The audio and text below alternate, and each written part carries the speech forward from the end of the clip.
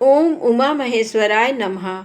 हमारे YouTube channel पर आप सभी दोस्तों का हार्दिक स्वागत है। सावन मास का आखिरी प्रदोष व्रत कब है? आइए जानें शुभ मुहूर्त व्रत कथा के बारे में। सावन माह के शुक्ल पक्ष का भौम प्रदोष व्रत 9 अगस्त यानी मंगलवार को पड़ रहा है। प्रदोष व्रत के दिन मंगला गौरी व्रत भी है। माना जाता है कि जो लोग भौम प्रदोष व्रत रखते हैं उनकी हर मनोकामना पूर्ण होती है। इस दिन शाम के समय में भगवान शिव की पूजा होती है। इस दौरान भौम प्रदोष व्रत कथा का पाठ करना शुभ माना जाता है। इस व्रत के करने से कर्जों से मुक्ति मिलती है और जीवन के हर क्षेत्र में मंगलकारी परिणाम प्राप्त होते हैं। मान्यता है कि प्रदोष तिथि के दिन भगवान भोलेनाथ कैलाश पर्वत पर स्थित अपने रजत भवन में नृत्य करते हैं और सभी देवी देवता उनकी स्तुति करते हैं।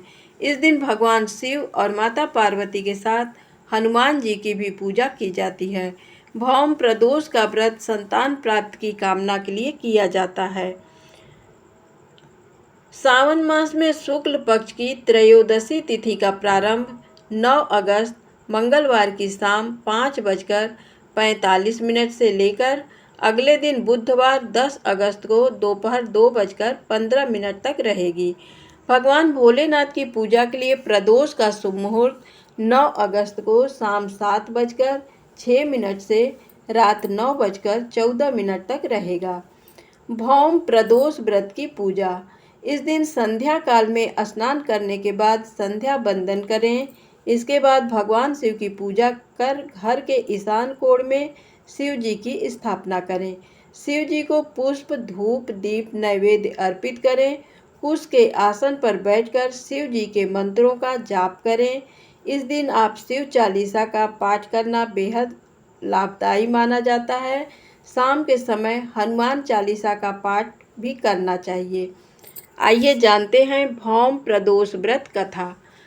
पौराणिक कथा के अनुसार एक नगर में एक वृद्ध महिला अपने बेटे के साथ रहती थी। वह हनुमान जी की परम भक्त थी। वह सदैव हनुमान जी की पूजा अर्चना करती थी और व्रत रखती थी। एक दिन हनुमान जी ने उसकी परीक्षा ली। हनुमान जी एक ब्राह्मण का रूप धारण करके उस वृद्धा के दरवाजे पर आए।